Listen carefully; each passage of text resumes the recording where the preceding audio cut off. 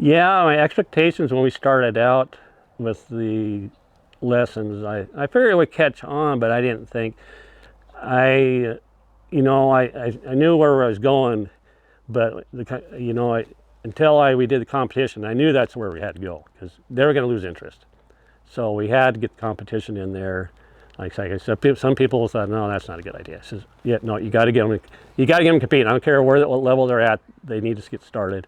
And yeah, I didn't know I was going to grow that. I mean, it was like overnight.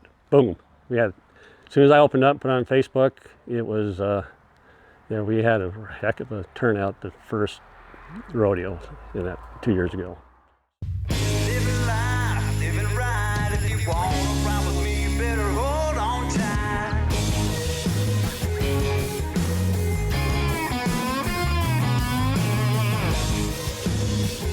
All right. Gas is coming for wild rides. The full gas is coming for wild rides. It might be sunny blue skies, but the full gas is coming for wild rides.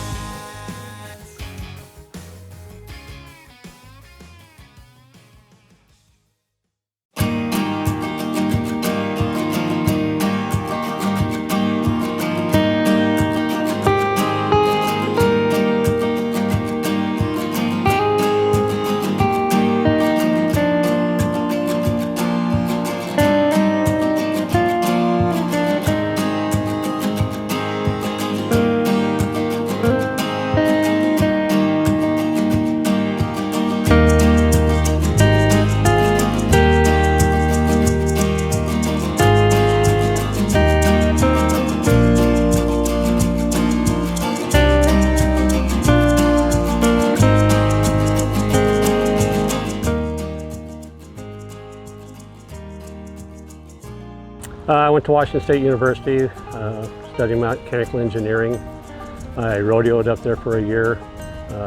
Engineering takes a lot of studying. It's not, you got to put yourself forward. And so I gave up rodeo to go to school, and always wanted to come back. And I did come back and ride some, but I never did come back to rodeo until my late 30s, because I took a job in Alaska, went up there for 30 years. I still got my house up there in Alaska.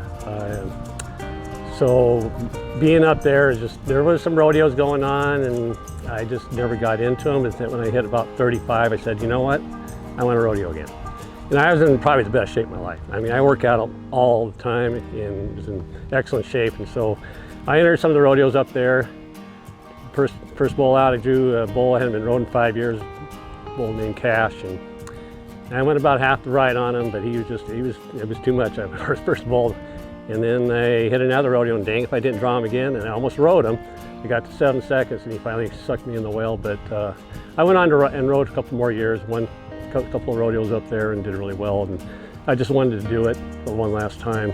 I was a bareback rider also. I rode, obviously I had a high school rodeoed, went to the Washington State Finals and finished second place there, went to the Nationals and rode there also. But I tore my bicep muscle when I was 34, and I didn't think my arm would handle bareback riding, so that's the only reason I didn't come back in bareback riding, because actually I was really good at bareback riding. And I did good at bull riding too. Won many all-arounds here in bull riding over the years, in other places too. Today I could probably get on a bull and maybe ride it, but at this age, who needs it? You need to get injured. And I never ever really got hurt riding bulls. I got stepped on my calf one time at Idaho and bruised it pretty good, and couldn't run track for about a week in high school, but that was about the only major injury I got. I mean, I drew Bugs Bunny. Was a pretty famous bull back in the 70s. He's an NFR bull, and he threw his head back and he got me about halfway through the ride. So, I got on quite a few NFR bulls, a lot of NFR horses. Never been bucked off a bareback horse in my life. So it's probably good I quit, because they were going to get me sooner or later, probably, But that's just been kind of. I wish I had become a saddle bronc rider. I love watching saddle bronc, and I just never had the opportunity to learn from somebody out there that saddle broncs rides, and I think that's one I missed out on.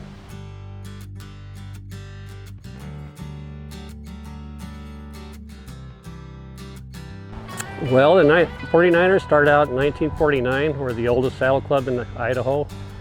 We started out at Spalding, Idaho, which is 7 miles, actually 11 miles upriver of here. And we were there from 1949 to about 1969. In 69, the Nez Perce National Park was established there, and they wanted the ground for their park, so we had to move. They never did use the ground anyway, so it was kind of a blessing in disguise, because there's a lot more activity down here in Lewiston, so it was actually a pretty good move. So we purchased the land from Henry George, who owned the land. He sold us this land to start the 49ers, and he went on to he was the president for 5 years also as the 49ers, and did a really good job getting us going again. And so we reestablished, built the bucking chutes over here, start getting our ground back to where we needed to be, and just been kind of an evolution over the years of what we've got here. It's a family, it's basically a family group of people that started there in Spalding. It's a family sport. You know, it was junior rodeo, but it was also, they had for everybody competed there. Whether it was Jim Cannon, Moxies, we got the pull and barrel shares we do here now, at least Hawkins puts on. But it's a family event, and we try to make it a family event. We got the clubhouse. You know, in the wintertime when it was cold and you couldn't be outside, we'd run Jim Cannons inside the clubhouse, until one lady broke her leg and decided we better not do that anymore. And so we haven't done them since, but they'd run the poles and everything in there, and it was fun.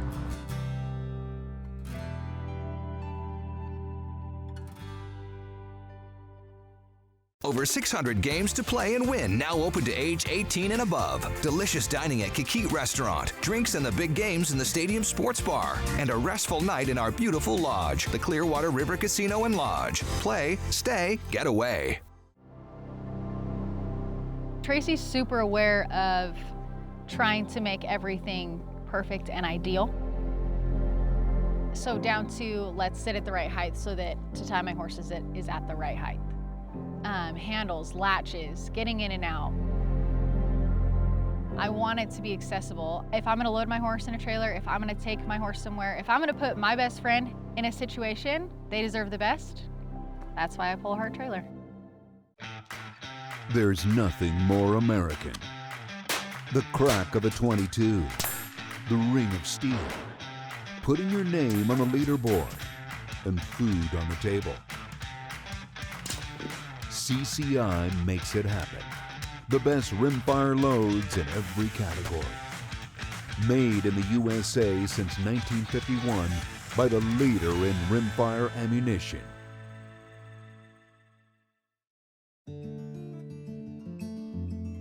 We're more than a store. We're more than a brand. We are the lifestyle. We are all things Western, NRS.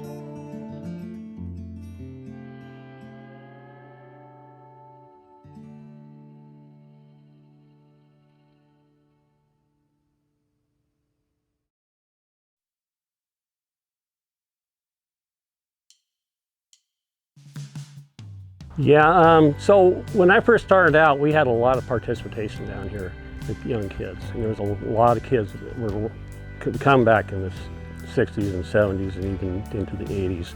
My mom had a 4-H group, which kind of fueled that, but then that all kind of went away.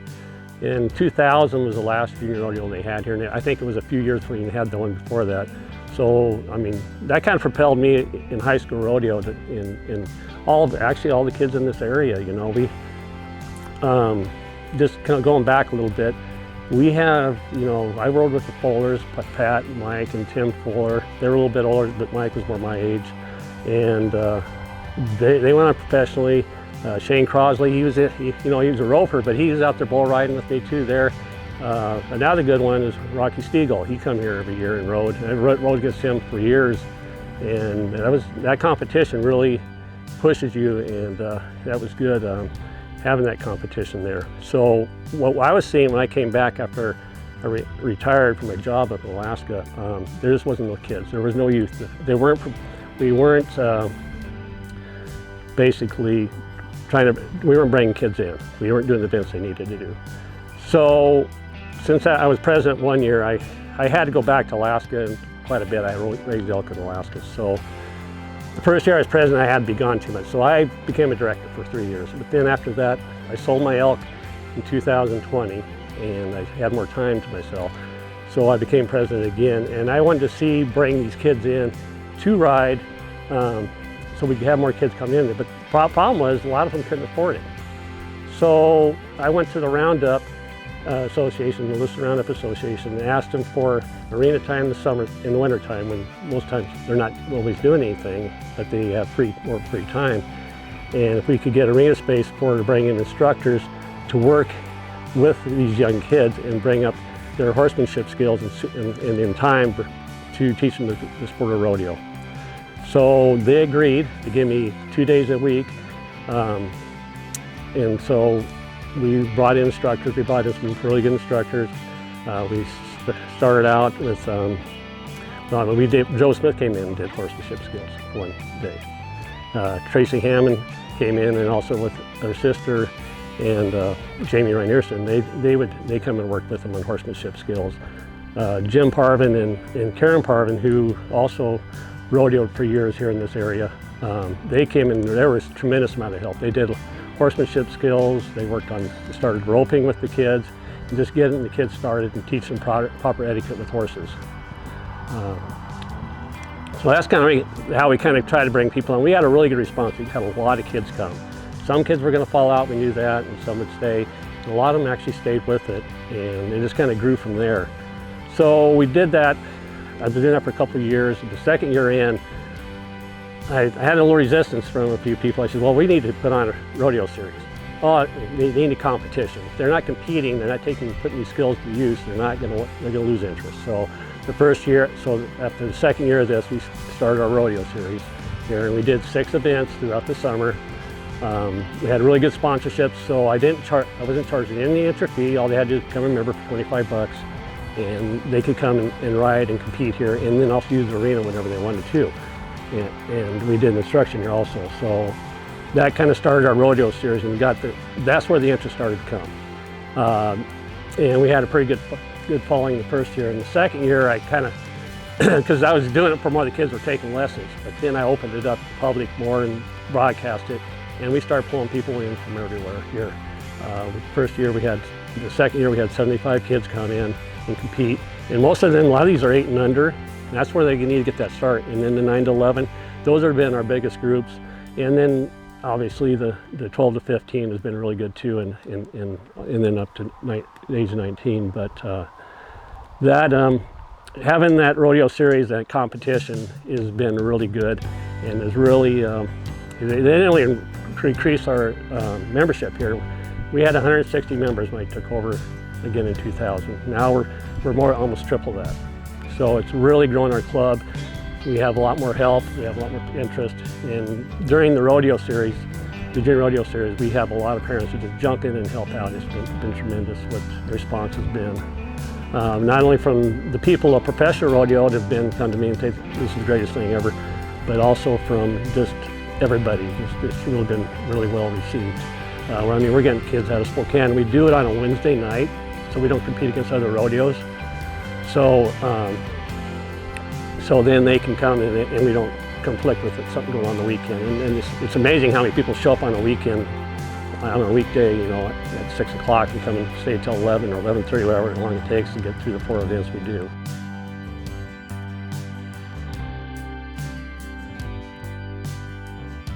Think about that one. That's a good question. so like I say, well, where my vision is, the vision is to continue doing what we're doing,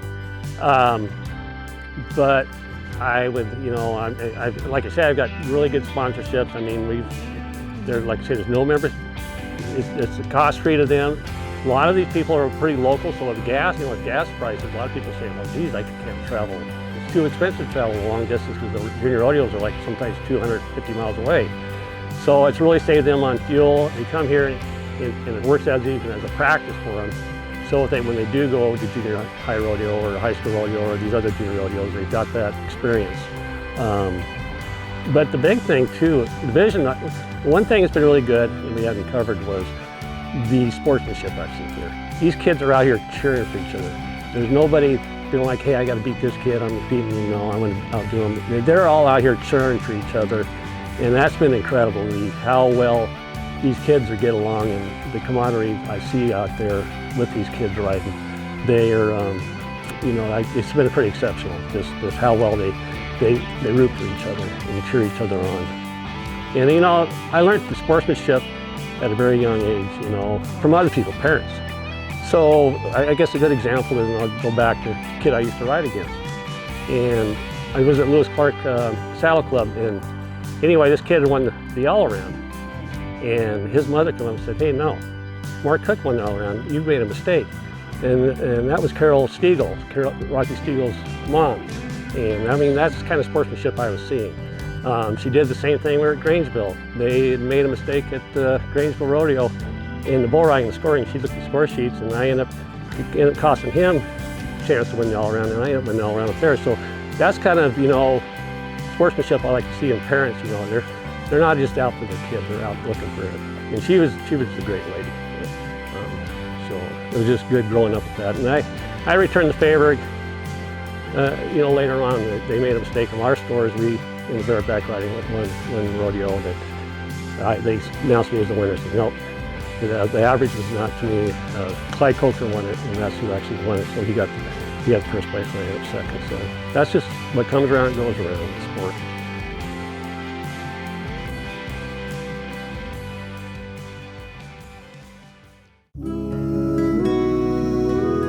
Keith Maddox was a huge inspiration in my life. He was probably the most positive person that I ever met. When we were ever faced with a challenge and anything, he would say, don't worry about it, ain't nothing but a thing. We're wanting to keep his memory and his legacy alive, so that's what that stands for, positive times. We choose to look at everything that we do through a positive lens, not a negative lens.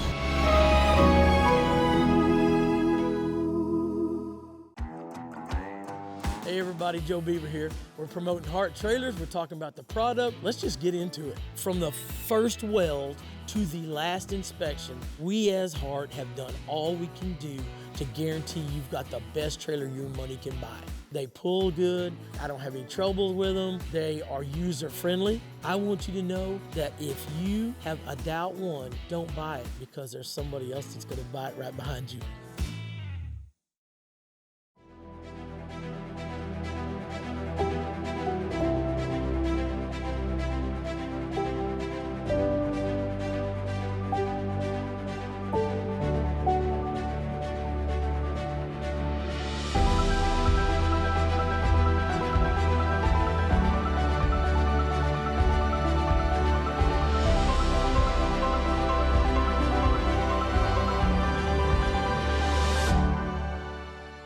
This is us.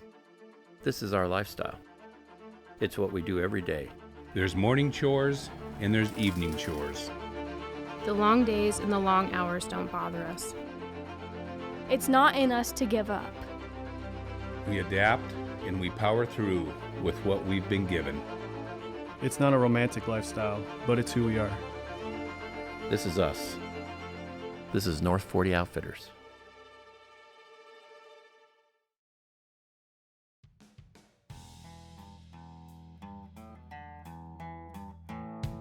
So as far as how much work I got to put in here, it's a tremendous load. To me, that having this facility up to speed and the arena, just having the ground right. I mean, where my niece, professional barrel races, Rochelle Riggers, she likes to come here and ride because the ground is so good. And I want to have the best ground possible here. I've worked with like Drew Crane, who does the sanctuary races, and talked to him how he does his ground. He does, he's done the NFR also. I mean, I've talked to other ones that do all the brand races and MDHA races, and so you get their input on how they work their arena. And each arena is different, the soil is different and so forth, but it's a challenge, especially with indoor is a lot easier. Outdoor, you got wind, you got rain, you got a lot to deal with, so getting the arena right and the right depth and moisture is pretty important. So I as far as hours wise, too many sometimes. Yeah, my expectations when we started out with the lessons, I figured it would catch on, but I didn't think. I knew where I was going, but until we did the competition, I knew that's where we had to go, because they were going to lose interest. So we had to get the competition in there. Like I said, some people thought, no, that's not a good idea. I said, yeah, no, you got to get them competing. I don't care what level they're at, they need to get started. And I didn't know I was going to grow that. I mean, it was like overnight. Boom. As soon as I opened up, put it on Facebook, it was, we had a heck of a turnout the first rodeo 2 years ago. So it's been great. I expect it to grow more. We'll see where we go. I worked with a lot of politics and working for Alaska Pipeline Service Company in Alaska. I worked with all the agencies, federal agencies and so forth, and then different special interest groups and so forth, and regulation. But there's a lot of politics in that. And everywhere you go, there's gonna be a lot of politics. We call it politics, but there's, whether you want to call it drama or controversy or whatever, you got to learn to deal with it. And so here I've tried to nip it in the bud early. I try to have people who are going to be here, especially as directors, and work with me and work together. Like I say, you can't let it fester. You can't let people at a competitive level, because competition doesn't always bring out the best in some people. Others, it brings out the best. So I try to approach it, and I try to correct it right away. If you don't, it'll escalate on you. And you got to deal with that anywhere you go, whether you're business or whatever it is. So, but trying to get people to work with you, talk to them. If they don't work out, then you got to move on and just have the right people in the right places. It's important, because you get the wrong person there, it can cause a lot of problems.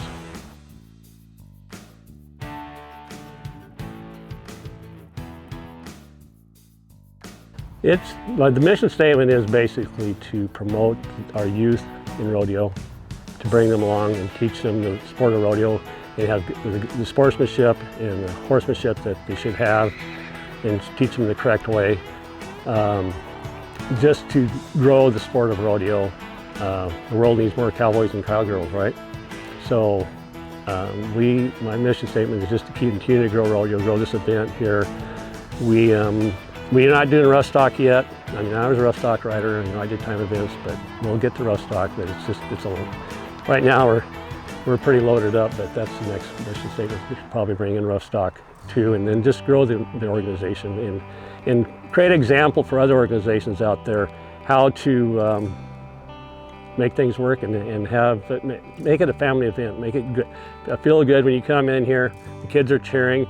If they don't win and they're cheering for another kid, that's even great. It's such a friendship they've developed here, and that's what I developed when I grew up. I mean, I still got really good friends from junior rodeo down here. And you just got to create a good atmosphere, and I like to say, grow the sport of our rodeo here, and go from there.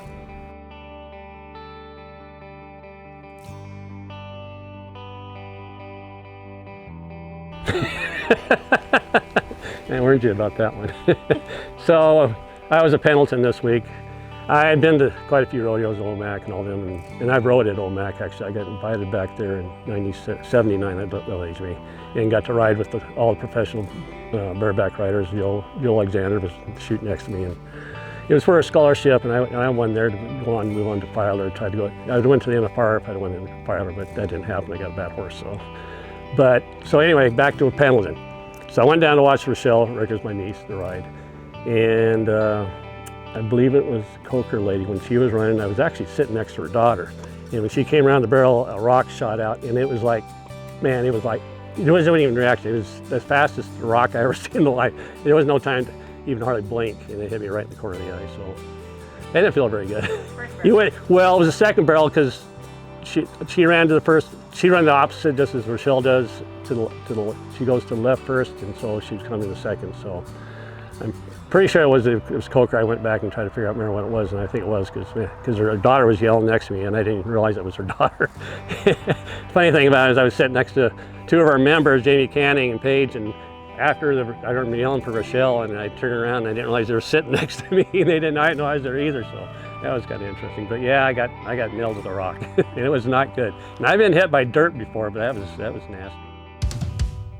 Living life, living right. If you want to ride with me, you better hold on tight.